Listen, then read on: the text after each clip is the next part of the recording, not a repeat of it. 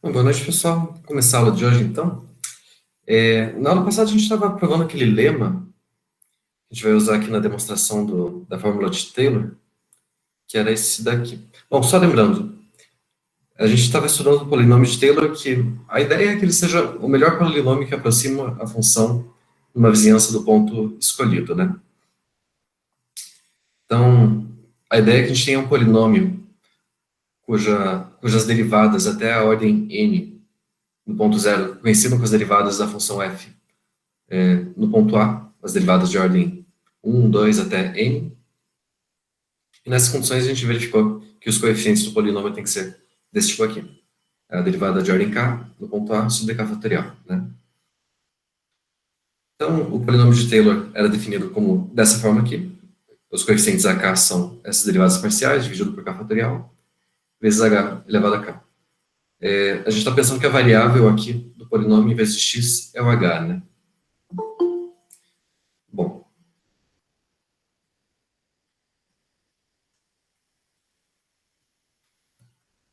a última coisa que a gente fez na aula passada foi provar esse leminha aqui. Ele é importante justamente para a gente verificar a questão do resto aqui, da aproximação da função no ponto A com o polinômio de Taylor, de ordem n, tá? A gente vai ver que esse resto, na verdade, ele tende a zero, quando o h tende a zero, e ele tende a zero muito rápido, uma ordem maior do que h elevado a n.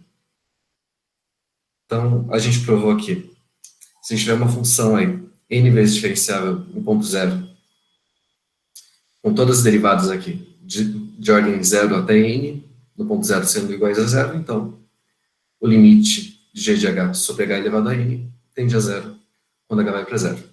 E vice-versa, né? Se esse limite vai para zero, então todas as derivadas da função g até a ordem n tem que ser zero, aqui no ponto zero. E é justamente essa expressão aqui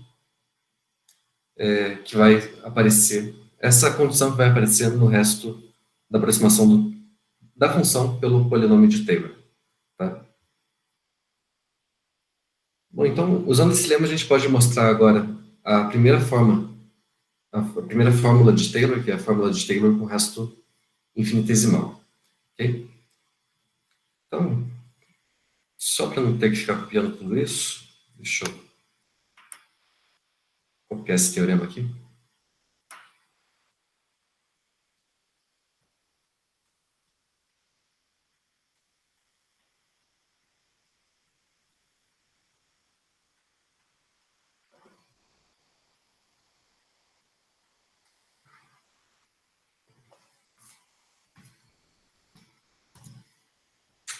Então, esse teorema que a gente vai demonstrar agora.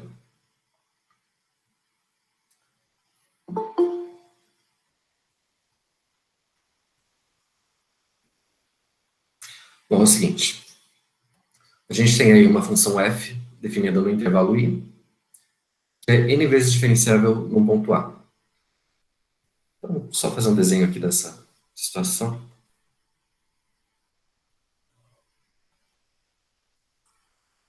Aqui a gente tem o gráfico da função f, digamos, e ela é n vezes diferenciável no ponto A aqui. Nesse intervalo onde ela está definida, né?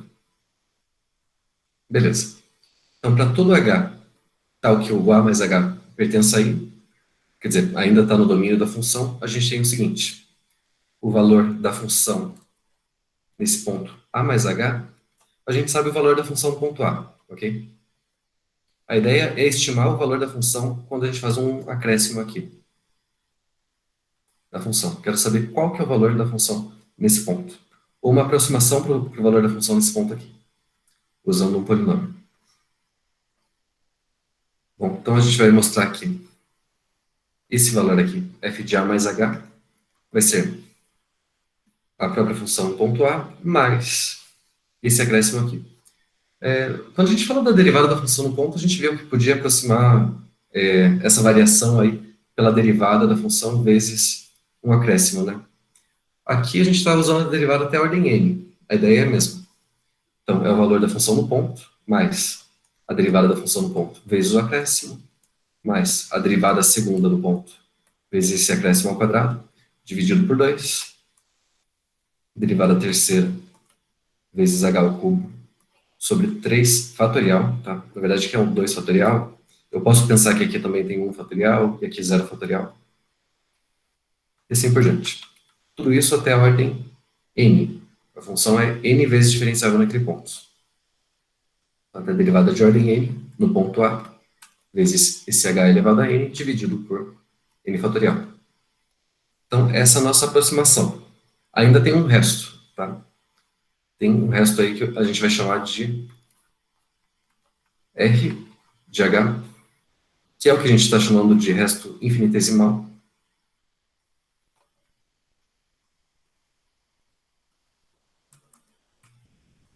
É o resto do quê? É o resto da aproximação da função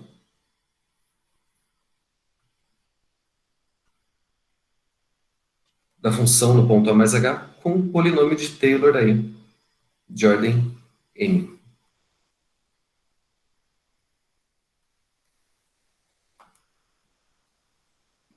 Ok? Então, a função f de A mais H menos o polinômio de Taylor no ponto A, aplicado aí em H, a diferença entre essas duas coisas é esse resto infinitesimal que satisfaz a seguinte condição.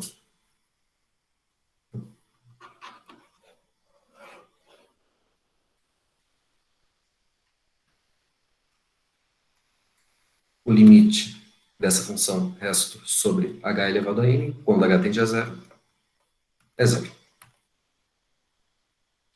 E, na verdade, esse polinômio de Taylor é o único polinômio que satisfaz essas condições aí. Quer dizer,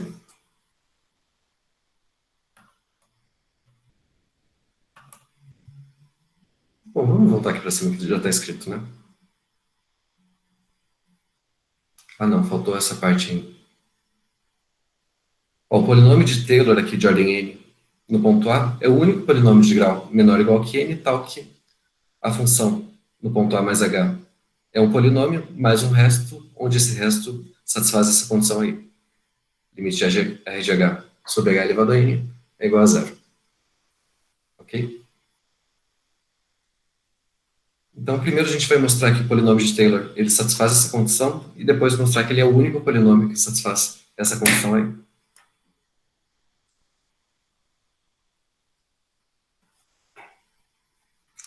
Bom, beleza. Vamos demonstrar isso aí então.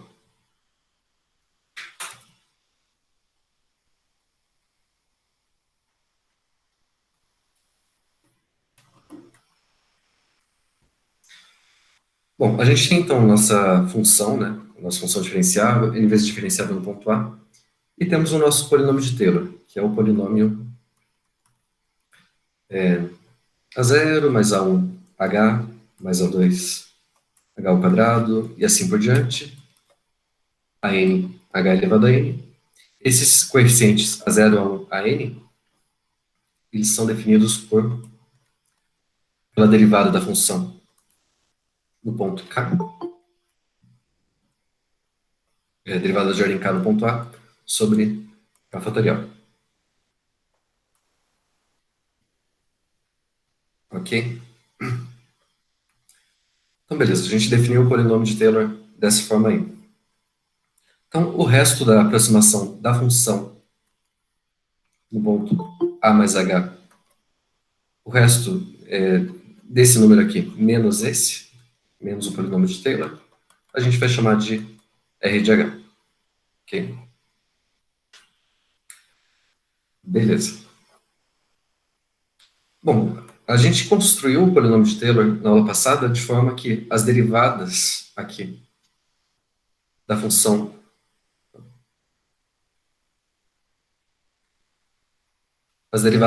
no ponto A até a ordem n coincidam com as derivadas do polinômio até a ordem n no ponto zero, ok?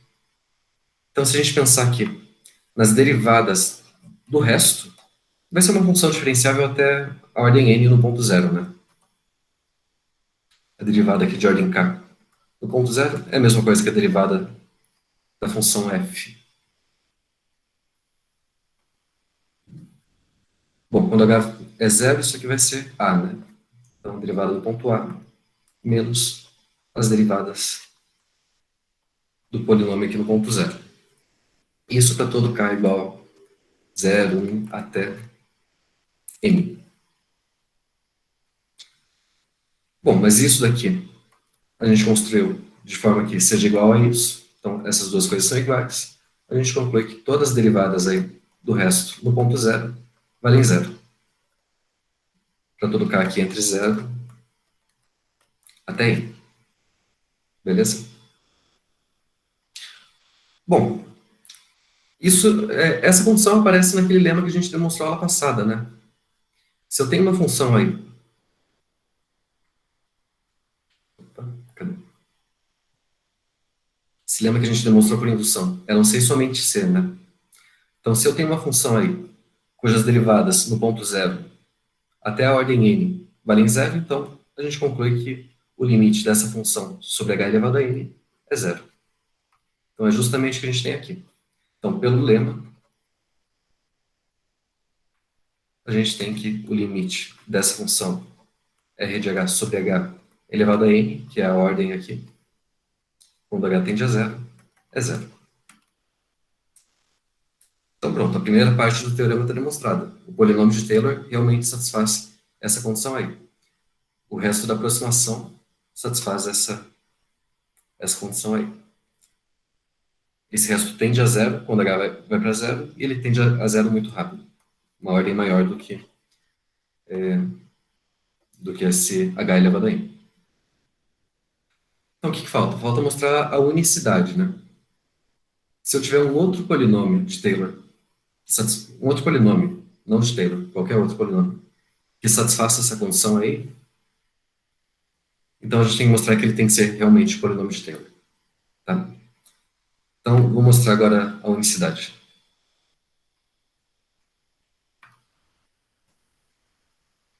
Então, suponha que a gente tem um outro polinômio de ordem de grau n.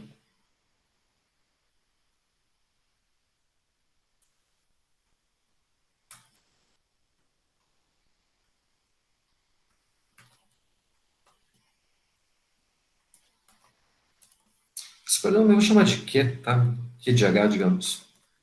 Eu estou em coeficientes aqui, sei lá, B0, B1 vezes h, até Bn h elevado a n,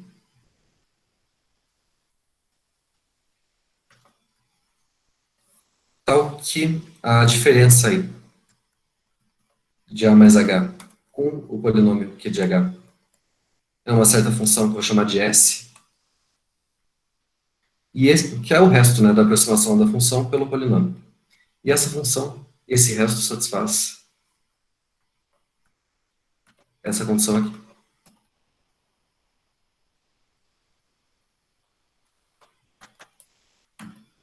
Ok? Então, são as mesmas condições aí do polinômio de Taylor. Bom, agora a gente vai aplicar o lema de novo. O lema que a gente mostrou na aula passada.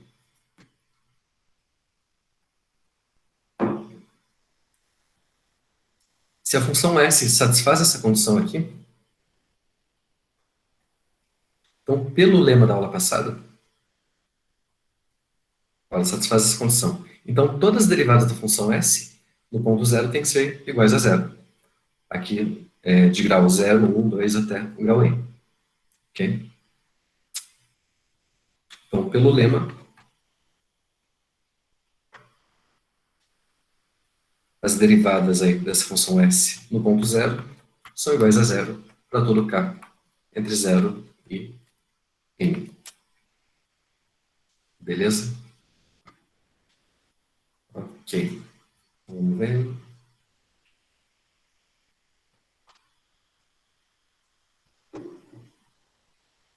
Ah, sim. Mas quem que são as derivadas dessa função aqui? A derivada da função S é a derivada da função f no ponto A menos a derivada da função q no ponto zero, né? Olha, a função S é isso daqui, f de a mais h menos q de h. Então, a derivada em relação a h que a gente está derivando, ok? É a derivada aqui da f no ponto A, né? Opa, desculpa, aqui é no ponto zero. A gente está derivando no ponto zero aqui. Então, h vale zero, vai sobrar só o a. Aqui é o zero mesmo. Derivada segunda também.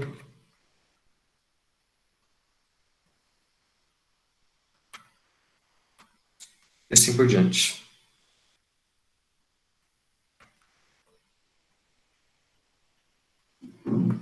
A derivada de ordem n.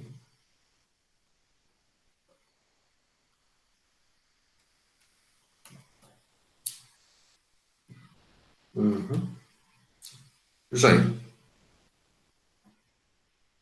Bom, a função s, ela é diferenciável no ponto zero, certo? Se ela é diferenciável, ela é uma função contínua no ponto zero. Então, se a gente fizer o seguinte,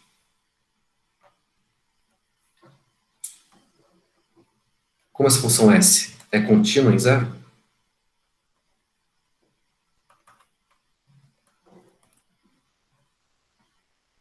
e o zero é um ponto de acumulação ali, enfim. Então, se a gente calcular o limite aqui, quando h tende a zero, de s no ponto h sobre h elevado a n vezes h elevado a n, bom, esse limite aqui a gente está supondo que é zero, né? Esse limite, é claro que ele vai para zero também. Então, os dois limites vão para zero, esse produto vai para zero. Só que aqui daria para simplificar também esse h elevado a n com esse, né? Então, a gente conclui que o limite dessa função s de h, quando h tende a zero, é zero. E como a função s é contínua no ponto zero, então o s de zero tem que ser zero.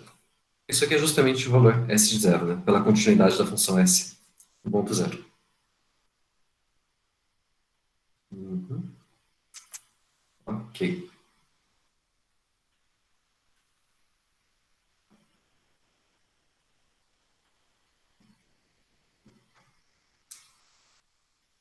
Bom, agora a gente está querendo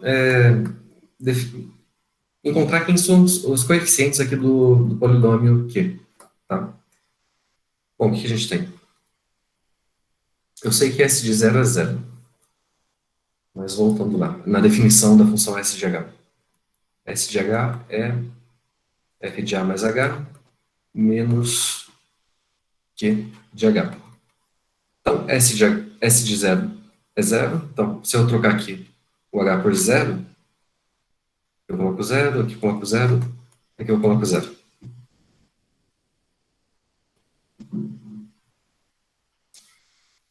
Bom, s de zero é zero, então zero vai ficar f de a menos q de zero. Ou seja, o polinômio no ponto zero tem que ser o f de a. Mas quem que é q de zero? O nosso polinômio q, a gente escreveu aqui em cima,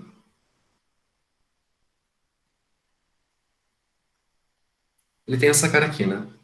B0, B1H, até Bn, H elevado a n. Então, se eu colocar zero aqui no H, vai sumir toda essa parte aqui, sobra só o B0, certo?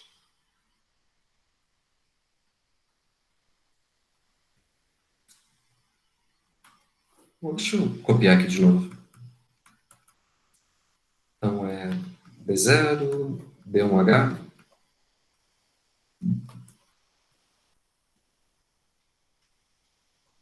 Bn, H elevado a n. Então, no ponto zero,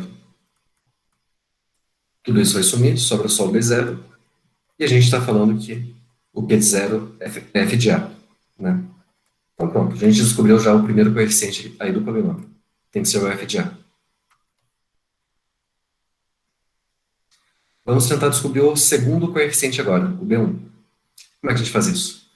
Bom, se a gente derivar esse polinômio aqui, o B0 vai sumir, porque ele é constante, né? Vai sobrar quem? A derivada aqui desse polinômio. Vai sobrar o B1, 2B2H, 3B3H ao quadrado, assim por diante, até n bn h elevado a n menos 1.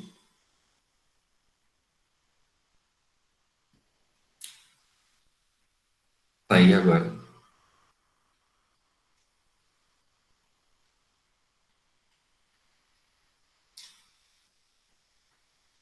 Bom, olha só. As derivadas aqui do polinômio, elas têm que coincidir com as derivadas da função f no ponto A, né? Por essa condição aqui. Todos esses números aqui valem zero, enfim. Então, tem que ser tudo igual. Na verdade, eu já estava...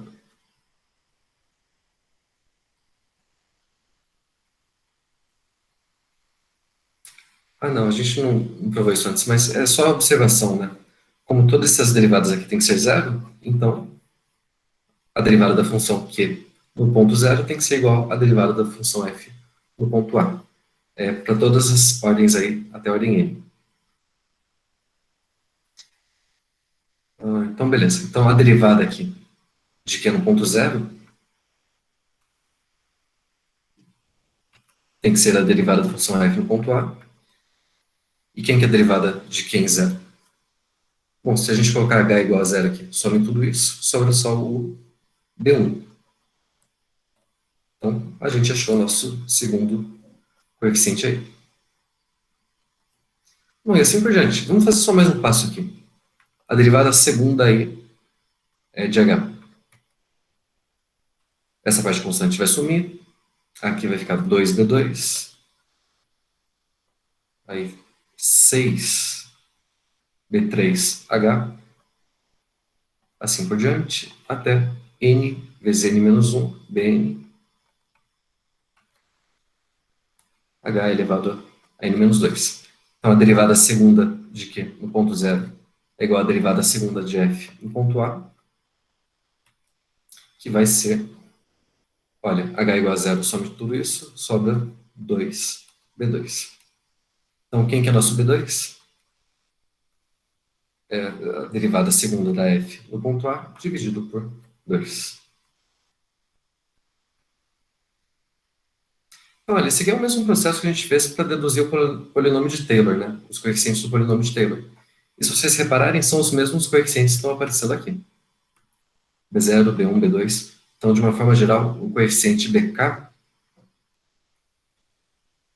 vai ser quem? Vai ser a derivada de ordem K da função f no ponto A, dividido por K fatorial.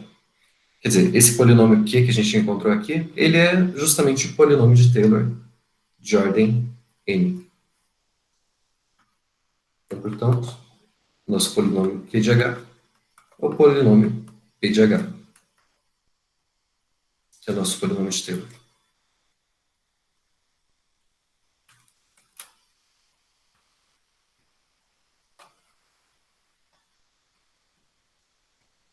Então, realmente, o polinômio é único. É o único polinômio que satisfaz essa condição aí, onde o resto da aproximação do polinômio pela função tende a zero com essa ordem aqui.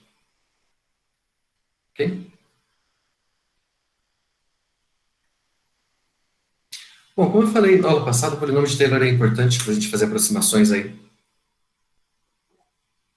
dessas funções diferenciáveis por polinômios. Isso daí, computacionalmente, é interessante, né? Porque é fácil a gente trabalhar com polinômios, são funções muito simples.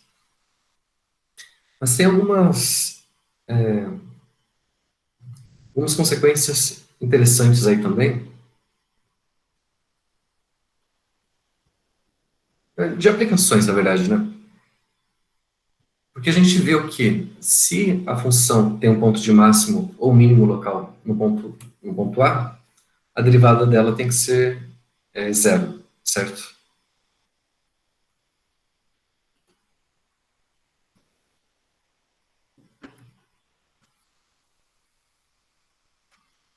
Olha, se o A é um ponto, bom, é um ponto do domínio da função e é um ponto de acumulação tanto à direita quanto à esquerda, e se a gente sabe que a derivada da função aí, nesse ponto, é zero, não, desculpa, se é um ponto de máximo ou mínimo local,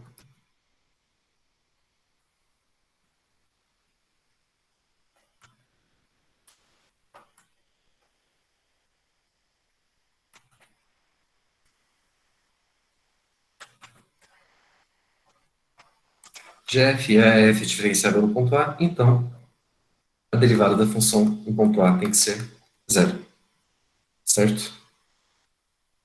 Só que a gente não sabe, só usando esse teste aí, esse aqui é um teste para verificar os pontos, onde são os possíveis pontos de máximos ou mínimos, né? Só que, tudo bem, a gente encontrou quem são os candidatos a ponto de máximo ou mínimo. Como é que a gente faz para garantir que ele é um ponto de máximo ou mínimo ou nenhum dos dois? Lá no cálculo 1, geralmente a gente faz o teste da derivada segunda, né? O teste da derivada segunda é mais ou menos assim. Se a derivada segunda da função no ponto A for positiva, então o A é um ponto de mínimo local.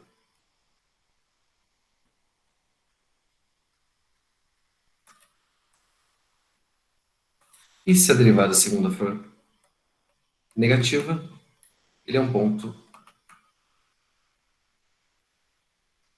de máximo local.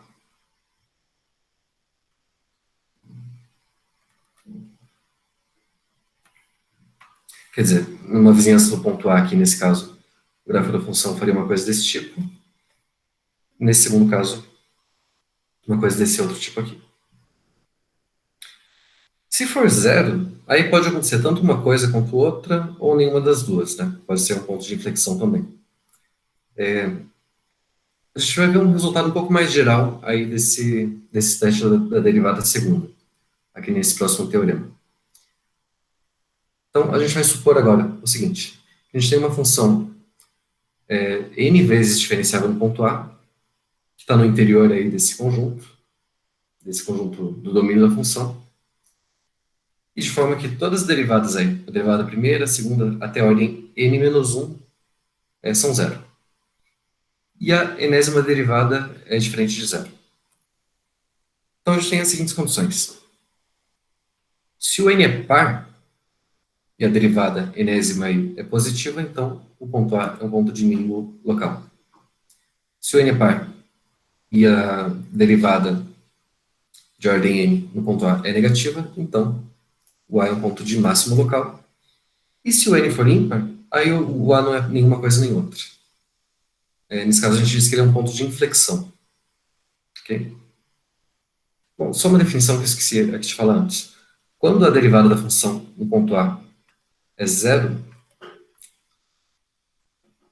a gente diz que o A é um ponto crítico da função. Quer dizer, um ponto que a gente precisa ter atenção ali, né? Ele pode ser um ponto de máximo local, ou um ponto de mínimo local, ou um ponto de inflexão.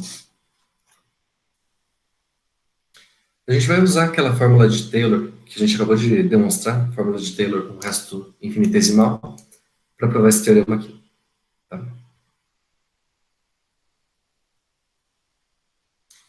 Bom, vamos lá.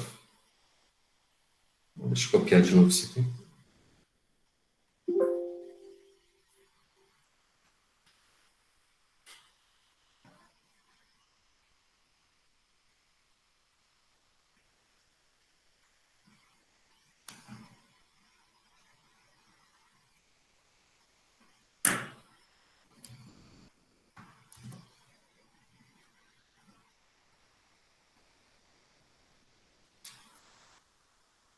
Então, a gente vai provar essa forma mais geral do teste da derivada segunda, né? Para não era isso.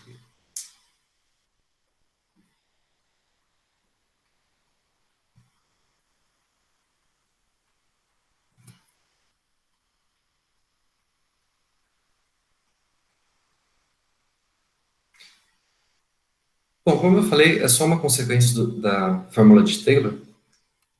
Aqui eu tenho todas as condições da fórmula de Taylor, né? A função f, ela é n vezes diferenciável num ponto que está no interior de x. Então, se é um ponto interior, digamos que o x seja é um conjunto qualquer aí, ele pode ser formado por vários intervalos aí, mais um ponto, mais uns pontos isolados, enfim. Mas eu estou pegando um ponto interior do conjunto. Se ele é um ponto interior, quer dizer que eu consigo um intervalinho aberto aí, pequeno, totalmente contido nesse conjunto, né? Intervalo do tipo A mais epsilon, A menos epsilon. E a fórmula de Taylor, que a gente provou, ela A gente provou ela justamente para pontos, para funções definidas em intervalos, né?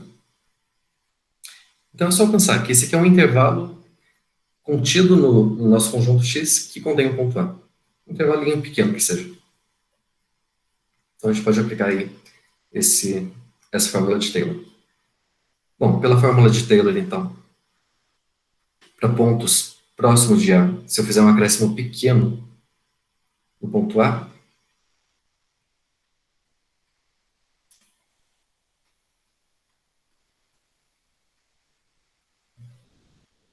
digamos que o nosso ponto A esteja aqui. Eu fiz um acréscimo pequeno ainda para não sair do intervalo que está contido aí no nosso conjunto X. Tá? Bom, o que a gente tem?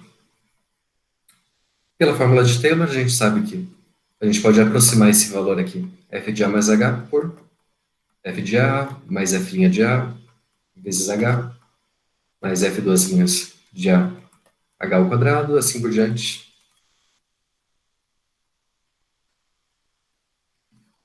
Derivada de ordem n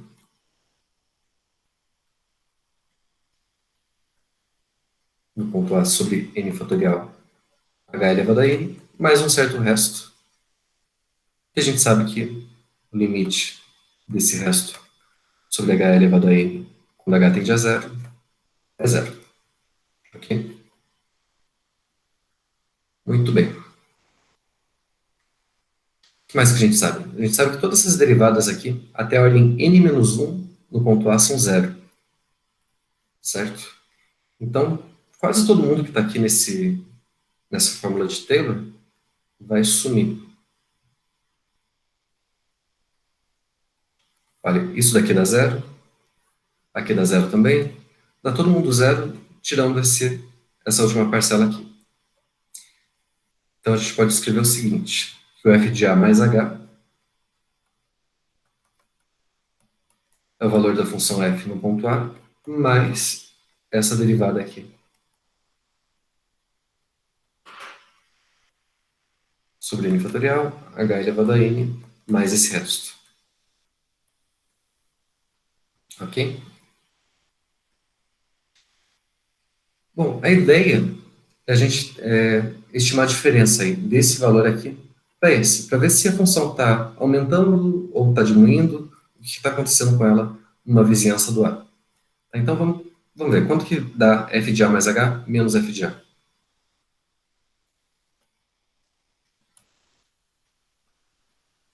Bom, vai dar o valor dessa derivada aqui, vezes h elevado a n,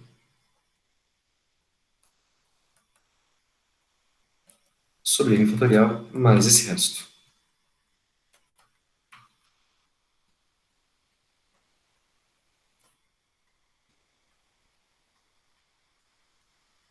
Bom, deixa eu fazer um desenho aqui.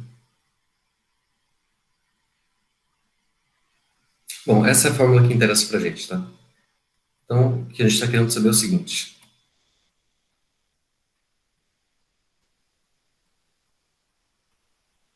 Bom, tenho meu ponto A aqui, estou fazendo um acréscimo, estou aumentando o H, né? Então, digamos, o A mais H está aqui. Só tem um detalhe, esse acréscimo que eu estou fazendo, ele pode ser tanto positivo quanto negativo, né? Posso estar somando o H positivo ou negativo. Posso estar indo para a esquerda aqui. A gente tem que considerar os dois casos.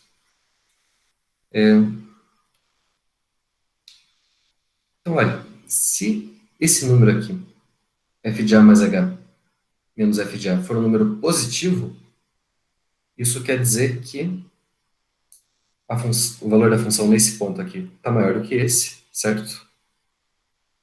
Então a função está com uma cara desse tipo aqui. Aqui eu estou pensando que o h é positivo, né? Tá, mas se eu pensar que o h é negativo e eu ainda tenho essa condição aqui, o valor da função no ponto a mais h, ele é maior do que o valor da função no ponto a. Então, nesse caso, o a seria um ponto de mínimo local, certo? Se essa diferença aqui for positiva, tanto para o h positivo quanto para o h negativo suficientemente próximos do A. Se for o contrário, se isso aqui for negativo, aí a gente vai ter uma coisa com essa cara aqui. Tanto para H positivo quanto negativo. Então, tem vários casos aí para a gente considerar. Tá? Bom, vamos começar a dividir os casos. Na verdade, no teorema, ele já divide em três casos aqui, né? Primeiro caso, o n par e a derivada de ordem n positivo. Vamos pensar esse caso aí, então.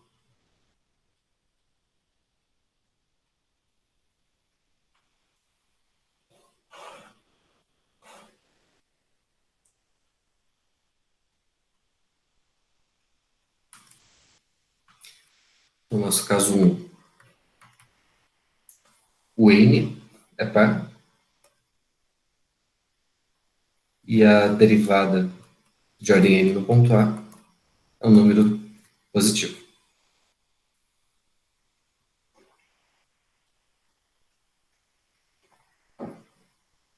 Bom, olha, nesse caso aqui, o fn de A é positivo. N fatorial é um número positivo também, né? Porque ele é, enfim, é um número natural. O h elevado a n, o n é par, então, mesmo que o h seja positivo ou negativo, aqui vai ser positivo.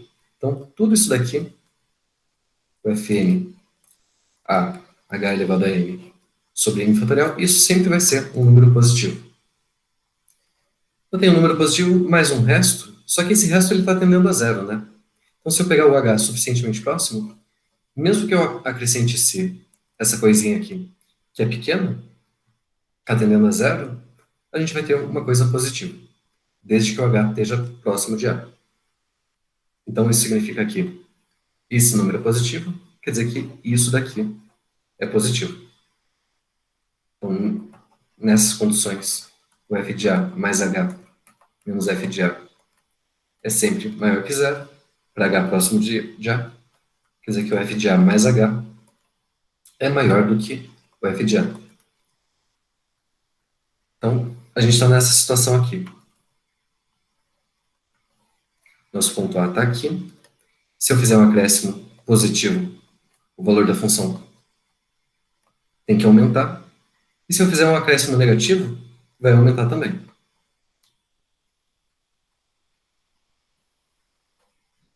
Aqui tanto faz, né? Se o h é positivo ou negativo. Porque eu tenho um número elevado a um número par, essa coisa vai ficar positiva do mesmo jeito. Então, nesse caso, a gente tem que o A é um ponto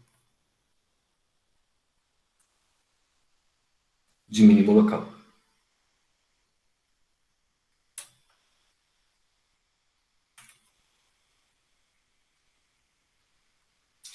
No segundo caso, quando o n é par e a derivada aqui é negativa, a derivada de ordem n é negativa, é a mesma coisa, né? Só vai trocar o sinal. No nosso caso 2. O n par e a derivada de ordem n no ponto A é um número negativo. Então, nesse caso aqui, repetindo as mesmas coisas que a gente fez antes. Aqui vai ser um número negativo, multiplicado por um positivo, outro positivo. Então, vai dar um número negativo. Quer dizer que essa coisa aqui vai ficar menor que zero, f de a mais h fica menor que o f de a, para h próximo de zero.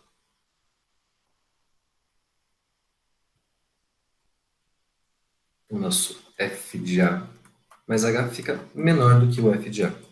Tanto para um acréscimo positivo quanto negativo. Então, a gente tem essa situação aqui. Então, nosso a, se eu aumentar um pouquinho, o valor da função tem que diminuir. Se eu aumentar um pouquinho para a esquerda, o valor da função diminui também. Então, nesse caso, a gente tem um ponto de máximo local.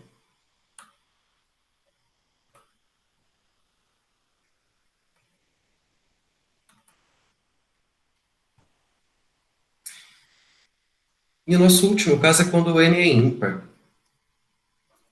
Quando o n é ímpar, a gente tem um problema aí.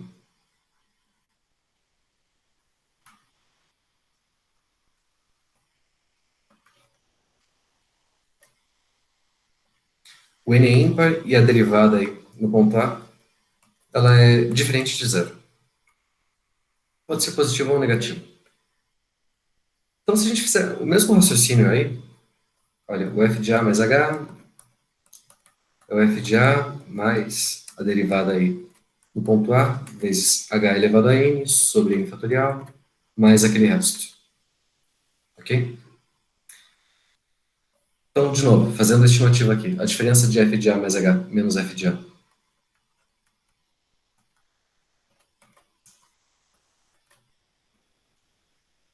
É isso daqui.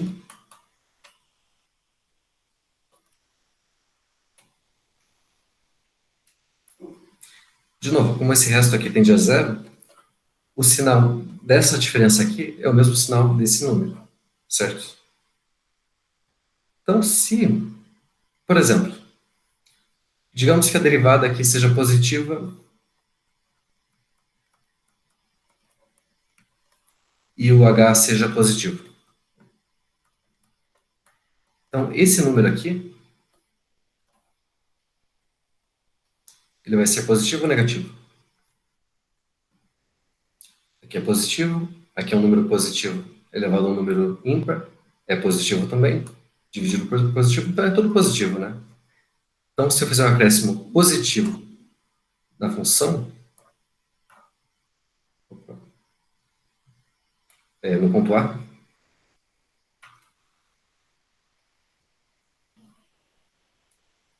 então, no ponto A, eu acrescentei um h positivo aqui. O valor da função vai aumentar ou diminuir? Aumenta, né?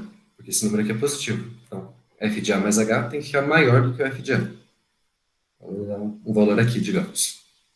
Agora, se eu fizer um acréscimo negativo, h negativo aqui, um número negativo elevado a uma potência ímpar continua negativo. O negativo com positivo, positivo fica negativo. Quer dizer, nesse caso, o f de A mais h vai ficar menor do que o f de A. Então, se eu fizer um acréscimo para a esquerda aqui, o valor da função tem que diminuir. Ou seja, nesse caso aqui, a função está aumentando para a direita e diminuindo para a esquerda. Então, o A não é ponto nem de máximo, nem de mínimo local.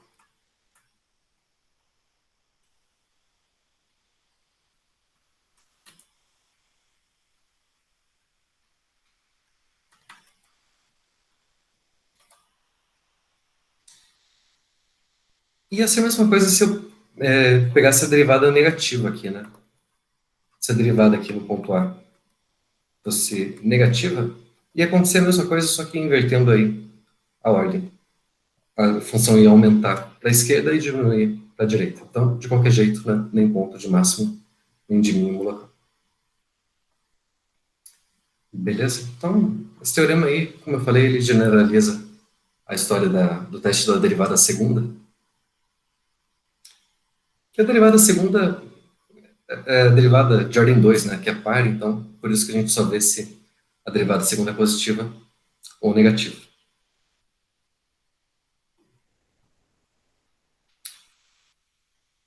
Então, beleza. Isso daí seria uma primeira aplicação aí da fórmula de Taylor. A segunda é uma regra que a gente conhece bem lá do cálculo, que é a regra de L'Hopital. É aquele teste para a gente tentar sair das indeterminações, né, de limite, quando a função de cima e a de baixo, as duas tendem a zero.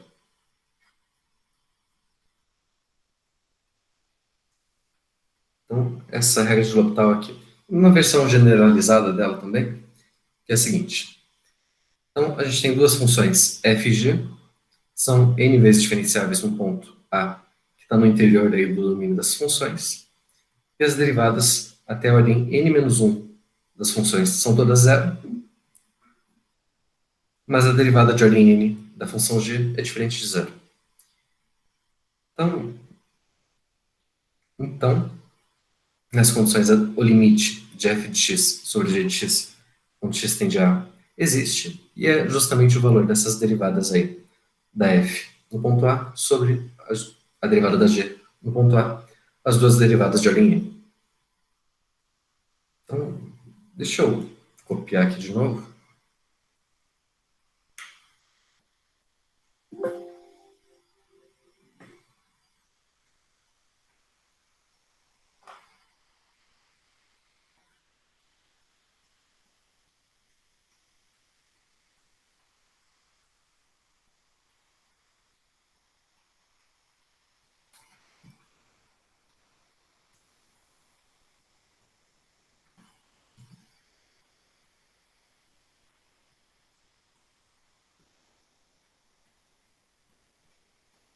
Então, tá aí a regra de L'Hopital. Essa regra a gente costuma usar para calcular limites desse tipo aqui. Limite de uma função sobre outra, quando x tende a um certo número a, quando o limite aí da função f no ponto A é zero e o limite da g também no ponto A é zero. É para a gente tentar sair dessa indeterminação, né?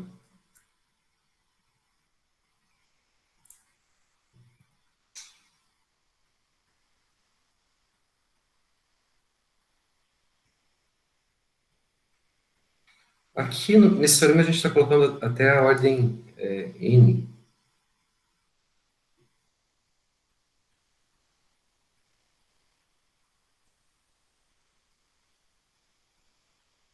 Mas só para dar um exemplo,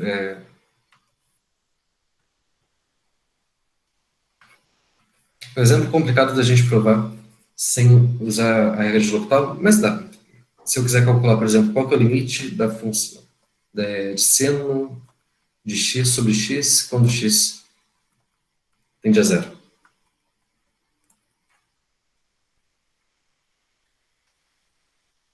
Bom, esse limite ele é complicado da gente mostrar que dá um. Bom, não é tão complicado assim, mas enfim, dá um certo trabalho. Agora, se a gente aplicar a regra de L'Hopital, essa função aqui, seno de x, quando x tende a zero, ela vai para zero. A função x também tende a zero quando x vai para zero, certo? Então, beleza. Se a gente derivar essas duas funções aqui, seno de x e a função x, no ponto zero, vai dar quanto? Derivada do seno de x é cosseno de x, derivada de x é 1. Eu tenho que aplicar no ponto zero, né? Então, esse quociente vai dar o cosseno de zero sobre 1, que dá 1. Então, pela regra de L'Hopital, o limite dessas duas funções aqui é igual ao limite das... O limite não, né? O valor das derivadas dessas funções aí no ponto zero. Então, esse limite dá 1. Então, fica bem fácil calcular limites desse jeito aí, né? Tá. Ou outro limite, simples também. Limite, quando x tende a zero, de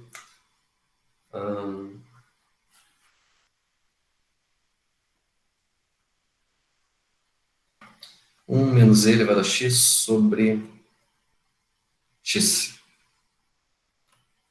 Quanto dá esse limite? Bom, de novo, tanto a função de cima quanto a função de baixo tendem a zero, quando x vai para zero, mas as duas funções são diferenciáveis no ponto zero também. Então, se eu derivar isso aqui, isso vai dar menos e elevado a x. Aqui vai dar 1, quando x tende a zero, quando x é igual a zero, então vai dar menos 1 sobre 1. Bom, e assim por diante. Então, uma regra bem útil aí, que a gente usa bastante no cálculo, a gente vai demonstrar essa regrinha de L'Hopital hoje, então. Também é só uma consequência da fórmula de Taylor.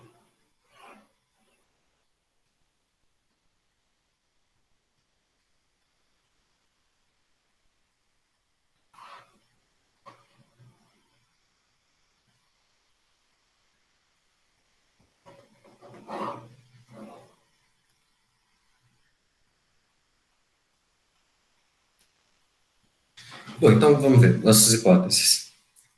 A gente está supondo que a função f e g são n vezes diferenciáveis no ponto interior aí, do conjunto x. Todas as derivadas da função f no ponto A são iguais a zero, até a ordem n menos 1, e da g também. E a derivada de ordem n da função g no ponto A é diferente de zero. Bom, se a gente aplicar a fórmula de Taylor aqui para essa função e essa função, a fórmula de Taylor de ordem n, a gente tem o seguinte. A primeira função. Eu sei que o f de A mais h tem que ser o f de A mais f' de A vezes h, mais, assim por diante, até a derivada de ordem n menos 1 no ponto A, h elevado a n menos 1, n menos 1 fatorial,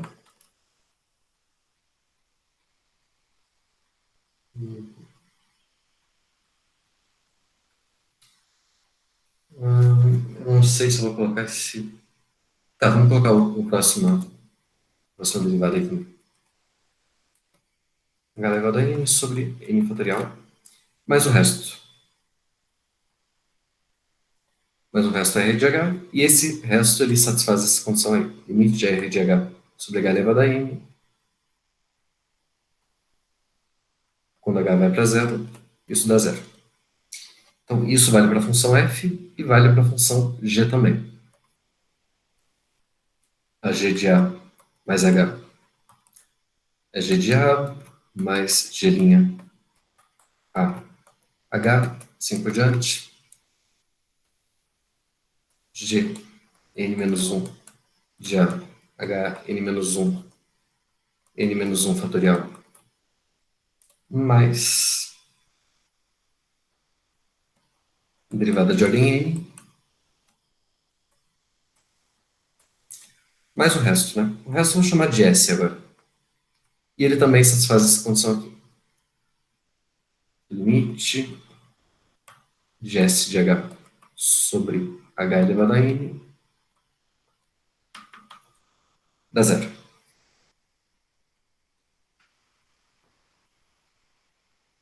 Bom, na verdade essas fórmulas aí, a gente consegue escrever elas de uma forma muito mais enxuta, né? Porque todas essas derivadas aí a gente está supondo que valem zero. Na verdade, até o valor da função no ponto A, da f e da g, valem zero, né? Então, aqui dá zero, aqui dá zero, aqui dá zero, dá todo mundo zero. A de ordem n, bom, esse eu não sei.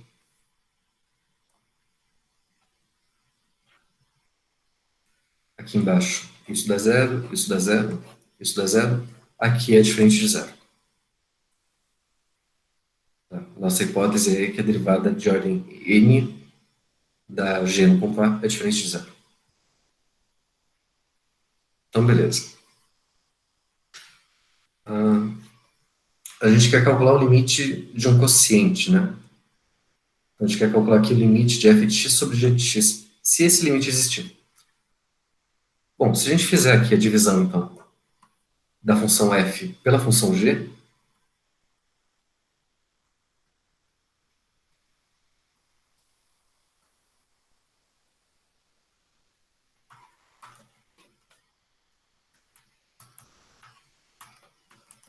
isso daí vai ser... Bom, se a gente pegar essa expressão aqui, vai sobrar só a derivada aí de ordem n, mais o resto.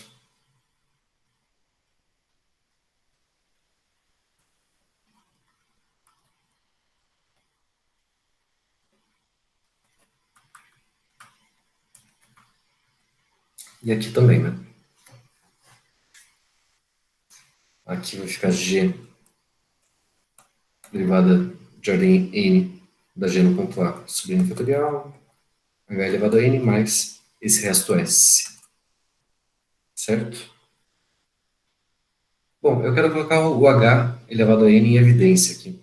Então, eu vou dividir e multiplicar aqui. E aqui nessa fração, e aqui também. Dividir e multiplicar para poder colocar o h elevado a n em evidência. Tá? Então, isso vai ser f de n a sobre n fatorial mais esse resto.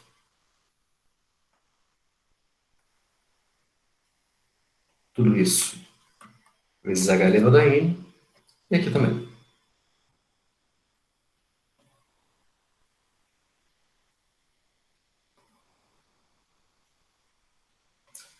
Derivada de ordem n da g ponto A sobre n fatorial mais esse resto aí.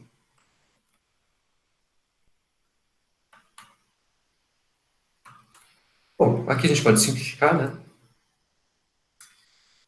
E olha, tanto isso daqui quanto isso, quando h tende a zero, as duas coisas vão para zero, né? Aqui é diferente de zero, então eu posso garantir que o limite aí, quando h vai para zero, desse quociente existe. E esse limite é justamente o valor do limite da função f e da g quando o... Vamos escrever aqui, mais fácil. Então a gente sabe que o limite de f de a mais h sobre g de a mais h, quando h vai para zero, existe. E é igual a esse valor aqui. Aqui vai para zero, aqui vai para zero, sobra isso dividido por isso. Então a derivada da função f no ponto A sobre n fatorial dividido pela derivada da função g no ponto A sobre n fatorial. Bom, um outro jeito de escrever esse limite. O h está indo para zero, né? Então esse valor aqui está tendendo a, aqui também está tendendo a. Então o limite da função f x quando x tende a dividido pela função g de x.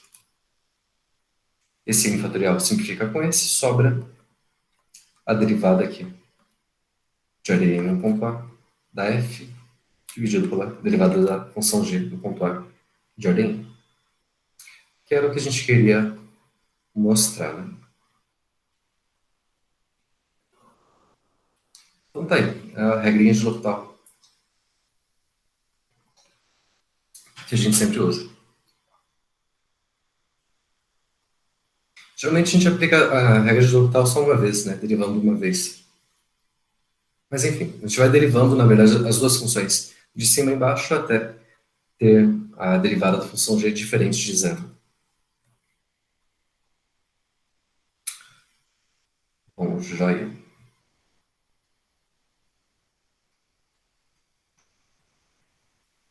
Bom, pessoal, então a gente viu a fórmula de Taylor com resto infinitesimal, tá? Aquele resto do tipo R de H, que tende a zero quando H vai para zero, mais rápido que H elevado a N. Agora a gente vai ver uma outra fórmula de Taylor, com um resto um pouco diferente, que é um resto dado por uma derivada, tá? A gente fala que é o resto de Lagrange porque ela lembra muito, né, o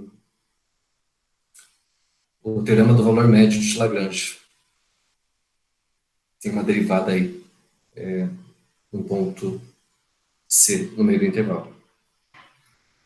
Então, essa fórmula é o seguinte. A gente tem uma função f, então, definida no intervalo fechado de A até B, que é de classe Cn-1, e ela é n vezes diferenciável no intervalo aberto AB. Então, nessas condições, a gente consegue escrever o seguinte, que o f de B é o f de A, mais f' de B menos A, f duas linhas de A sobre 2 fatorial B menos A ao quadrado, assim por diante, até a ordem n-1. E na última derivada, aí tem uma coisa um pouco diferente. Olhem, todas essas derivadas aqui, a gente estava colocando ponto A. E na última, olha lá, de classe Cn-1. Todas essas derivadas aqui são contínuas. Essa última pode ser contínua ou não. Mas, de qualquer jeito, a gente está aplicando ela num ponto C, que é um ponto entre A e B. E não aparece mais limite, né? É exatamente esse o valor. É exatamente essa soma aqui para algum valor C entre A e B. Ou se a gente quiser escrever do jeito que aparecia ali na fórmula de Taylor anterior, eu troco o B aqui por uma coisa do tipo A mais H. Então aqui ficaria A mais H menos B. Quer dizer, A mais H menos A vai sobrar só o H. Aqui vai ficar H ao quadrado, H elevado a n-1. Enfim, é só um outro jeito de escrever a mesma fórmula. É que esse daqui ele parece mais com a fórmula de Taylor anterior, né? E essa derivada aqui no ponto C, tá entre A e B, a gente pode escrever o seguinte. É um ponto aí do tipo A mais um θ vezes H. Esse θ é um número entre 0 e 1. Quer dizer, eu tenho dois valores, né? O A e A mais H. Esse valor aqui é como se fosse uma média ponderada entre o A e H. Ele pode estar tanto perto do A quanto perto do A mais H, enfim, dependendo se o θ está perto de zero ou perto de 1. De qualquer jeito, é um ponto entre A e A mais H, entre o ponto A e o ponto B. São só duas formas de escrever a mesma coisa. Okay?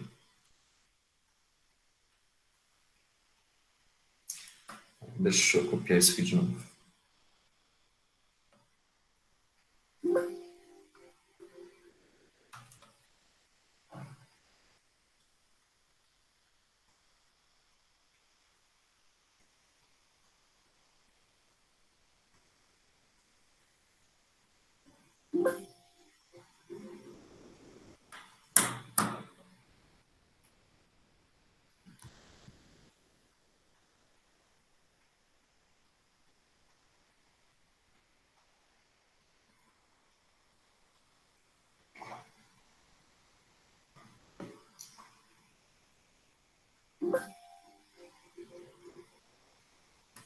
Bom, muito bem. Pessoal, eu vou demonstrar essa fórmula de cima, tá? A de baixo, como eu falei, é só trocar o nome das letras aí que a gente vai ter o resultado. A ideia dessa demonstração é usar o teorema de Rolo. Só lembrando aqui o teorema de Rolo, era aquele teorema que dizia que se a função tinha o mesmo valor no ponto final e no ponto inicial, em algum ponto intermediário, a derivada tinha que ser zero. Esse teorema aqui. Este. Então, se a gente tem uma função contínua, onde o valor no ponto inicial e no ponto final são iguais, e a função é diferenciável no interior do intervalo, então, em algum ponto, a derivada da função tem que ser zero. É esse teorema que a gente vai usar para demonstrar esse teorema, essa fórmula de Taylor com o resto de Lagrange. Só que para a gente poder usar esse teorema, a gente precisa de uma função que satisfaça o teorema de Rolo, né? A função f, a princípio, não satisfaz essa condição. Então, vamos tentar criar uma função auxiliar aí que satisfaça. Bom, e que função que é essa? A gente vai definir essa função g aqui, g de x, que vai satisfazer o teorema de Rolo, da seguinte forma. Olha, a ideia é pegar o valor da função f no ponto B, tirar tudo isso daqui até a ordem n-1, e o a aqui, que é constante, a gente vai trocar por um x, tá? Um x para ter uma função aí definida no intervalo AB, que está variando em relação a x. Então, essa função g de x, quem que é? É o f de b menos f de x, menos, mais f' de x, b menos x, assim por diante. E essa parte aqui, também vou colocar um x aqui, que é o nosso resto, né? O resto de Lagrange. A gente vai colocar quase tudo igual, só que no lugar dessa derivada aqui, a gente vai colocar uma constante, chamada de a, e essa constante é o que vai fazer o valor da função no ponto final e no ponto inicial serem iguais. Tá? Essa constante a aqui, ela é escolhida de forma que, que a função g no ponto A seja zero. Bom, se eu quiser que o valor da função g no ponto A seja zero, é só eu trocar aqui, né? Coloco o f de a, enfim. Isolo o a, que descubro qual que é o valor que ele tem que ser. Que é essa coisa aqui. Mas isso não é importante agora. Então, beleza, a gente tem nossa função g aí.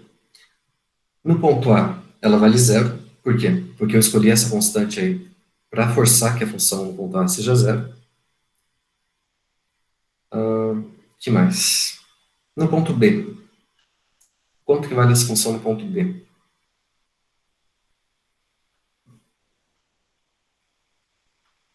Olha, se eu trocar aqui o x por b, aqui vai dar zero, aqui vai dar zero, por causa dessa parte aqui vai dar zero também. Então vai dar tudo zero, aqui também, e aqui vai ficar f de b, né? F de b menos f de b dá zero também. Então essa função no ponto A, ela vale zero, e no ponto B, ela vale zero também. Ok? E essa função, ela é diferenciável no ponto... Bom, ela é diferenciável em todo o intervalo AB, né? Porque a função f tem derivadas até a ordem n no intervalo AB, então eu consigo derivar cada uma dessas partezinhas aqui. Então, tem uma função que é diferenciável, que tem o mesmo valor no ponto final e no ponto inicial, então eu posso aplicar o teorema de Røgle para essa função aí. Então, tem algum ponto aí entre A e B, onde a derivada dessa função vale zero. Bom, agora é só uma questão de fazer contas. A derivada dessa função aí, no ponto arbitrário x, é quem? Olha, se a gente for derivar essa função, ó, g' de x, f de b é constante, vai dar zero. Aqui vai ficar f' de x, aqui tem que usar a regra do produto, né? Então vai ficar derivada da primeira vezes a segunda, mais a derivada da segunda, vai ficar menos x, vezes a primeira, f' de x. E assim por diante. Essa parte aqui vai ficar f3 linhas de x sobre 2 fatorial, b menos x ao quadrado, e assim por diante. A questão é que tem várias parcelas aí que vão acabar se cancelando.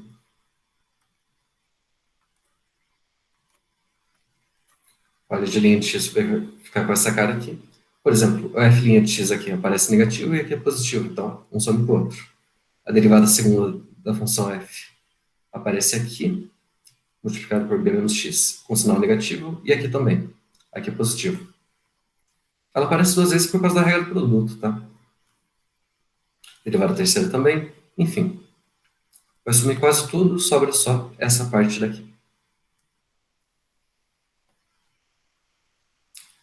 Então, o g' de x tem que ser essa coisa aqui. A gente sabe que aqui no ponto C isso tem que dar zero, então, se eu trocar aqui o x por c, isso tem que dar zero. Então, aqui a gente descobre o valor da constante A. Tem que ser justamente a derivada da f no ponto C de ordem n, por causa dessa fração, né? A parte de cima da fração aqui tem que ser zero. Bom, é só questão de terminar as contas aí, enfim. E a gente vai ter essa expressão.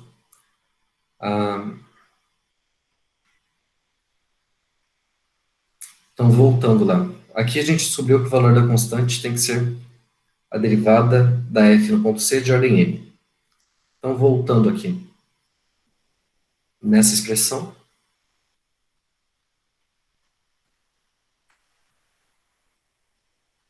trocando aqui a constante A por esse número, a gente vai ter justamente a...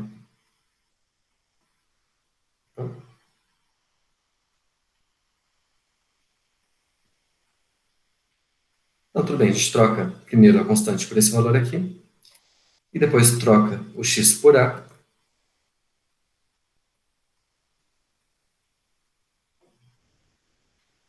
O g de a gente já viu que vale zero, né?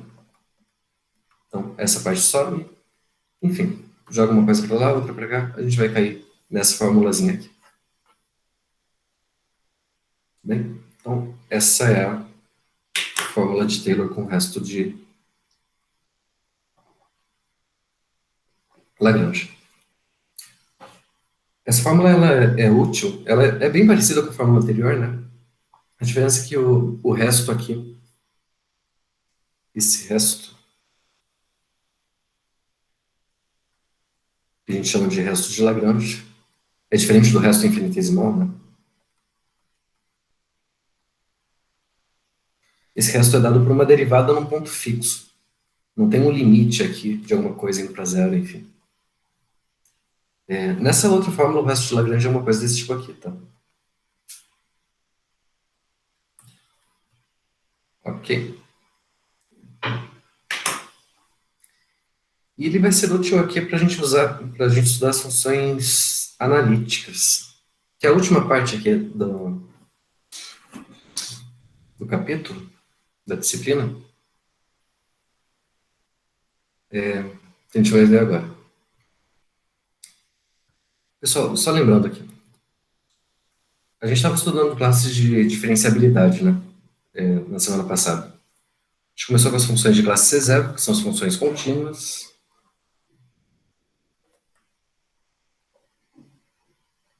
Dentro das funções contínuas, a gente tem as funções diferenciáveis. Dentro das funções diferenciáveis, tem as funções de classe C1, que são as funções diferenciáveis com derivada contínua.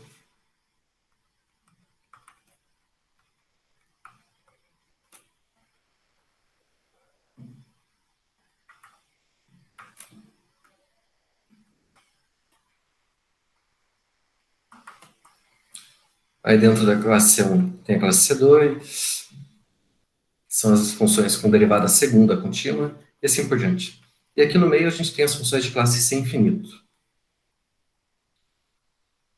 que são as funções que têm derivadas de todas as ordens, são infinitamente diferenciáveis. Agora a gente vai ver um subconjunto ainda dessa classe de funções, que são as funções analíticas. Esse conjunto aí que a gente vai denotar como C ômega. Esse aqui é o ômega minúsculo, tá? Parece um E. As funções analíticas, elas têm muito a ver ali com o polinômio de Taylor. Lembrando ali, na última fórmula de Taylor que a gente viu, que foi com o resto de Lagrange, a gente viu o seguinte: se a função tem derivada até a ordem n no ponto A, a gente pode escrever o seguinte: f de A mais h. F de A, f' de A, vezes h, assim por diante,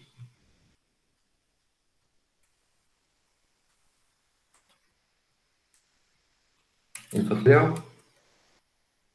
E aí tem um resto aqui, que é o resto de Lagrange, né? Que é alguma coisa do tipo a derivada de ordem n mais 1 em algum ponto, um ponto C, que eu não sei qual que é, mas é o ponto entre A e B, né? Entre A e A mais H.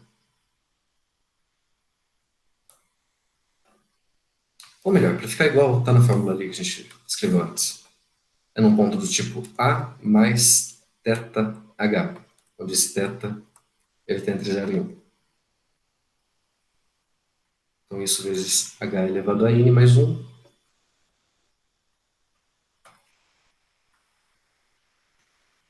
sobre n mais 1 fatorial. Essa parte aqui é o resto de Lagrange.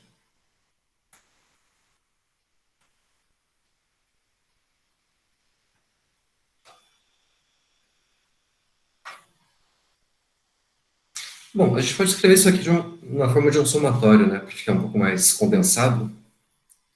Assim, então f de A mais H seria a soma das derivadas aí de ordem K no ponto A, vezes H elevado a K, sobre K fatorial, com K variando aqui de 0 até N. Então, toda essa parte aqui, mais o resto de Lagrange.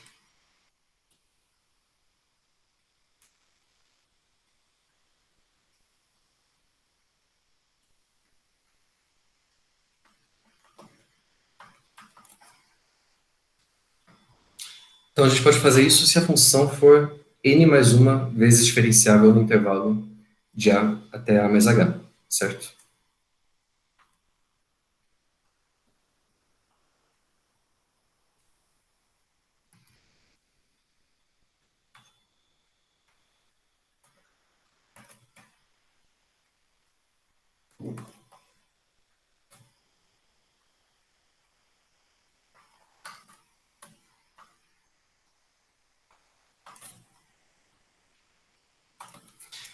Bom, em particular, se ela for de classe Cn mais 1, aí nesse intervalo.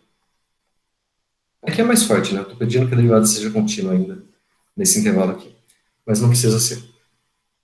Então, vamos pensar agora. Se a função for de classe C infinito, tiver derivadas de todas as ordens,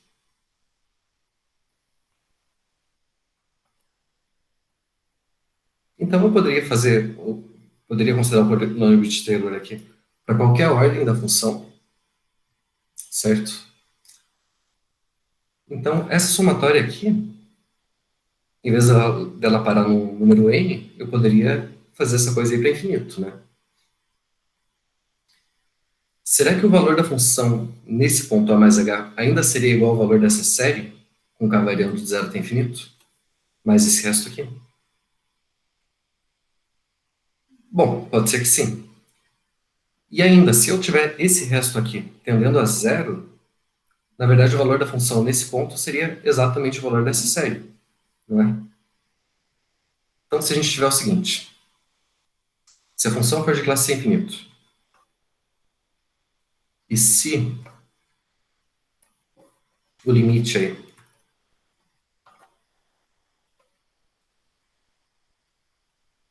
limite do n, tá? Quando o n vai para infinito, dessa coisa, fn mais 1.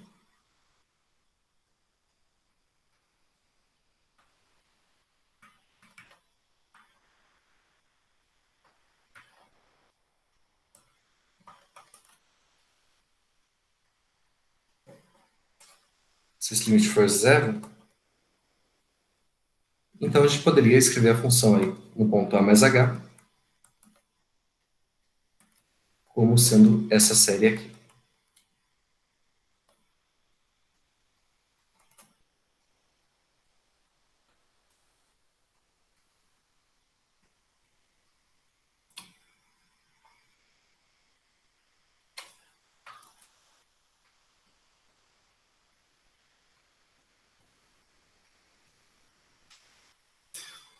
Bom, o problema é que isso aqui nem sempre é verdade, tá? Por quê? Pode acontecer, primeiro, dessa série aqui não ser uma série convergente, ela pode ser divergente. Pode acontecer desse limite aqui não ser zero. Enfim, pode acontecer muita coisa errada aí. Mas, quando acontece dessa série convergir e esse limite aqui ser igual a zero, o valor da função no ponto a mais h realmente vai ser dado por essa série. Então, nesse caso, a gente diz que a função f ela é analítica no ponto A. Essa série aqui, a gente diz que é a série de Taylor da função f com centro em A. Então, sobra definir. Se a função f for de classe C infinito no intervalo contendo A,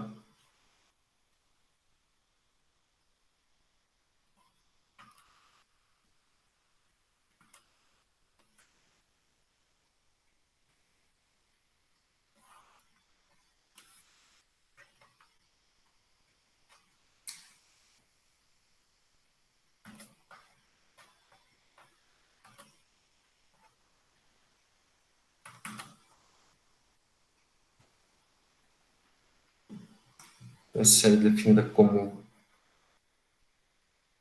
essa coisa aqui. São as somas das derivadas aí da função no ponto A sobre k fatorial vezes esse acréscimo h.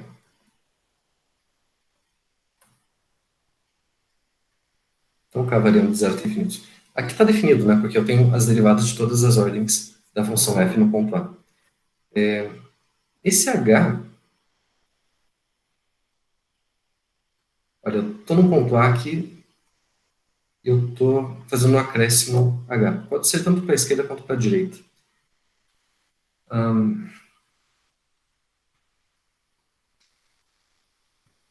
Geralmente, essa série aqui, a série de Taylor, ela aparece de uma outra forma. Em vez de eu escrever A mais H, eu escrevo com um ponto genérico X, tá?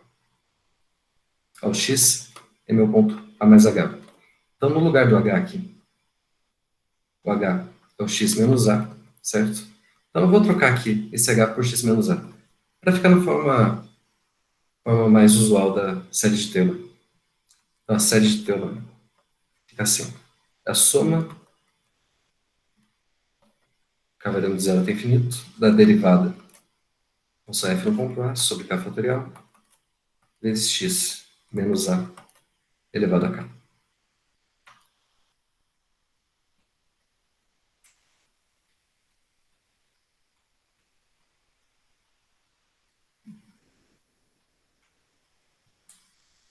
Bom, aqui tem várias observações, tá? Essa série aqui, ela pode ser convergente ou divergente. Isso depende tanto do ponto A quanto do ponto X que a gente está escolhendo. Vou colocar como observação.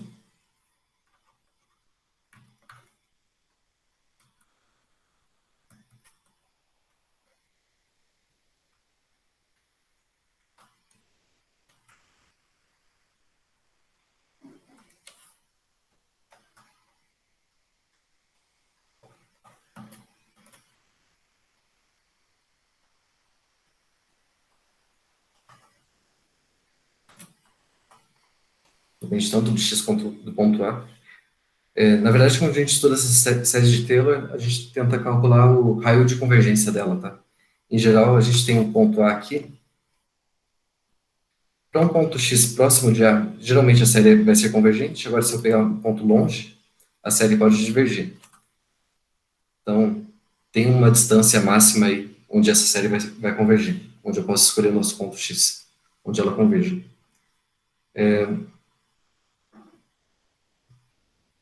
A ideia aqui é que essa série ela tenha o mesmo valor da função f no ponto x. Tá? Quando isso acontece, a gente diz que a função é analítica no ponto A.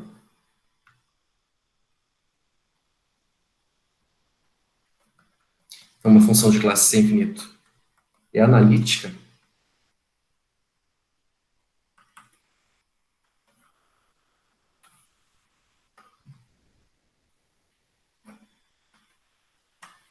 se para x suficientemente próximo de zero,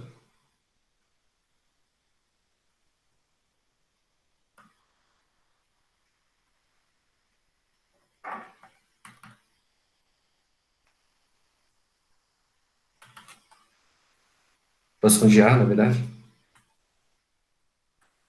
a gente tem o valor da função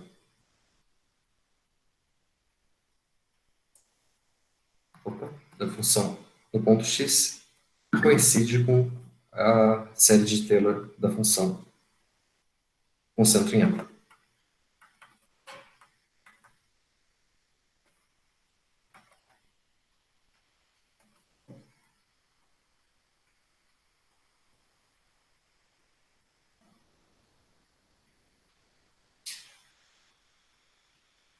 Bom, se a função for analítica em todos os pontos, então a gente diz simplesmente que ela é uma função analítica.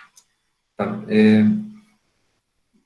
Isso não vale para todas as funções, tem funções aí que são de classe infinita, mas não são analíticas. A gente já vai ver um exemplo. Mas, geralmente, as funções que a gente está acostumado a trabalhar, os polinômios, seno, cosseno, somas e produtos das funções, todas elas são analíticas, tá? Eu falei da série de Taylor aqui. Tem um caso particular que é quando o ponto A é o ponto zero, daí a gente diz que é a série de Maclaurin da função.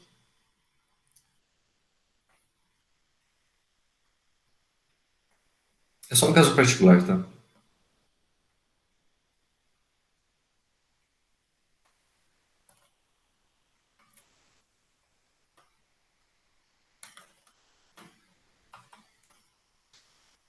Uma função que tem derivadas de todas as ordens 1.0.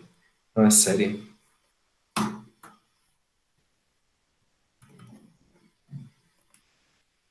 Só trocar o A por zero aqui, então vai ficar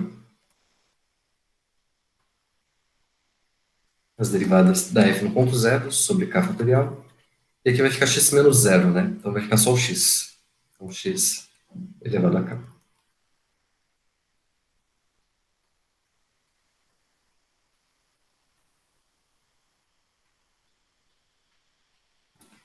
Beleza?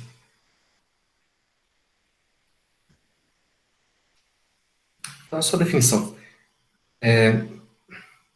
Então, o ideal, né, seria que a função coincidisse com a série de Taylor dela no ponto A, ou pelo menos nos pontos x próximos de A, mas isso nem sempre acontece.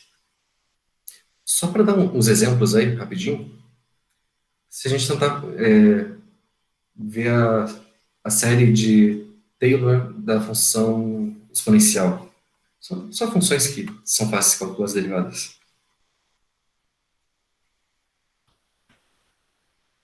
Por exemplo, função f de x igual a e elevado a x. Então, qual que é a série de Taylor dessa função no ponto A qualquer? Tem que ser uma série desse tipo aqui, né? A derivada de ordem k no ponto A sobre k fatorial x menos a elevado a k. Bom, a exponencial é fácil porque as derivadas dela são todas a própria função, né? Então, essa coisa aqui ficaria uma coisa desse tipo. E elevado a sobre k fatorial x menos a elevado a k. Essa seria a série de Taylor com centro em A. Se eu quiser saber da série de Maclaurin, como é que vai ficar? Bom, é só trocar o A por zero, né? A série de Maclaurin vai ficar alguma coisa do tipo...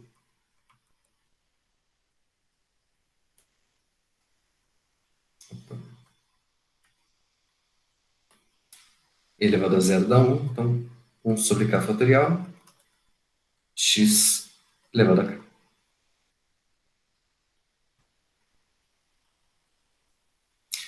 E é interessante isso porque se eu colocar o x igual a 1,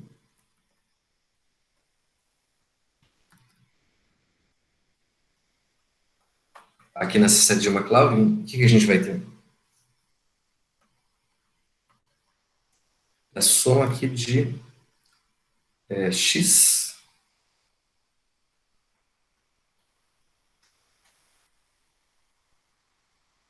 Ah, não, desculpa. Vamos colocar um x valendo zero. Então vai dar todo mundo 1 aqui, né? Vamos convencionar que o zero elevado a zero vai dar 1 também, para a gente poder escrever tudo dentro dessa série. Então vai ficar a soma de 1 sobre k fatorial, é o nosso número e. Então não por acaso tem o elevado a x aqui. Tá? Na verdade a gente consegue mostrar que o elevado a x é realmente essa série aqui. X elevado a k sobre k fatorial. Quer dizer, a função exponencial, ela coincide com a expansão em série de Maclaurin da função. A gente podia fazer isso também para a função seno, para a função cosseno. Para a função seno é interessante porque as derivadas aqui de ordem par, no ponto zero, vão ficar todas zero, né? Que é o cosseno de zero, menos cosseno de zero. Ah, não, desculpa. As derivadas de ordem...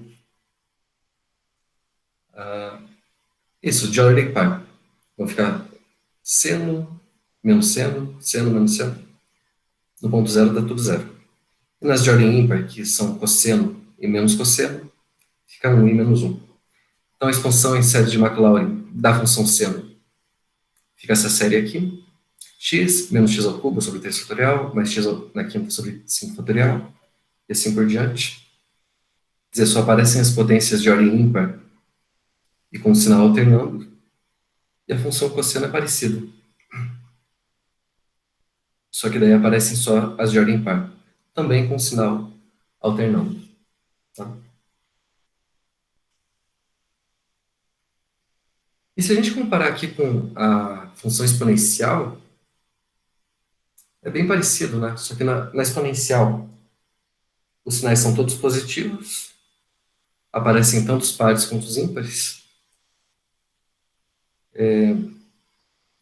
Como eu falei, eu não vou fazer isso aqui, mas a gente consegue mostrar que o e elevado a x dá exatamente essa coisa aqui. O seno de x, tanto o seno quanto o exponencial quanto o cosseno são funções analíticas, tá? Então, o valor da função no ponto x coincide com a série de Maclaurin aí, polinômio de Taylor com centro em zero. Tá, o elevado a x dá isso, o seno de x dá isso, o cosseno de x é parecido, só vai ficar com os pares, né? A gente não fala de números complexos aqui, mas se vocês tentarem trocar nessa fórmula aqui o x por i vezes x, aqui no x ao quadrado, por exemplo, vai ficar menos x ao quadrado, no x na quarta vai ficar x na quarta, depois menos x na sexta, enfim, vai começar a alternar o sinal. A gente consegue verificar que o e elevado a x vai ser o cosseno de x mais i vezes o seno de x. Se a gente juntar essa formulazinha aqui com essa e com a do cosseno. Essa é uma fórmula bem importante aí em variáveis complexas, tá? Quem já fez essa disciplina já viu isso. E aqui é uma questão interessante até das variáveis complexas, tá? Porque em variáveis complexas a gente consegue mostrar que se a função f ela é diferenciável em um ponto, bom, numa bolinha aberta aí, com centro em ponto A,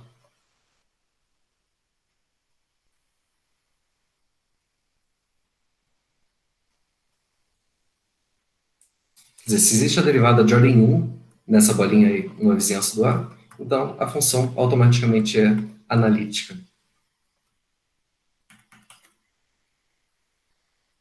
Isso aqui no caso complexo, tá? No caso real, não. No caso real, a função pode ser diferenciável e nem ter derivada segunda. Pode ter a primeira derivada e não ter a segunda nesse conjunto, né? Então, uma diferença bem importante aí do caso real, do caso complexo.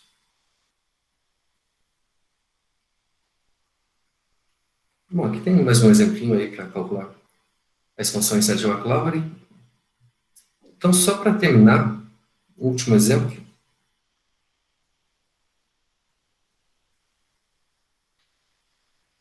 Bom, eu vou deixar essa última parte para vocês lerem em casa, tá? Aqui é só para dar um exemplo de uma função que é de classe C infinito, mas não é analítica. Essa função aqui, e elevado a 1 sobre x para x positivo e 0 quando x é negativo. O gráfico fica uma coisa desse tipo aqui. Uma reta, aí no ponto zero ela começa a subir e faz uma coisa assim. Essa função, a gente consegue calcular as derivadas dela no ponto zero de todas as ordens, tá? E essa função dá sempre zero. Então, a série de Taylor com centro em zero dessa função vai dar a série zero, né? A gente está só somando zero infinitas vezes, dá zero. Que é diferente do valor da função, né? Em qualquer vizinhança aí do ponto zero, essa função ela não é nula. Qualquer valor positivo aqui, esse valor é sempre... Opa, o valor e elevado a menos 1 sobre x é sempre um número positivo. Então, não é verdade que a função é igual à série de Maclaurin aqui, dessa função. Então, a função não coincide com a série de Maclaurin em nenhum intervalo aberto contendo ponto zero. Então, essa função ela é de classe infinito, mas ela não é analítica.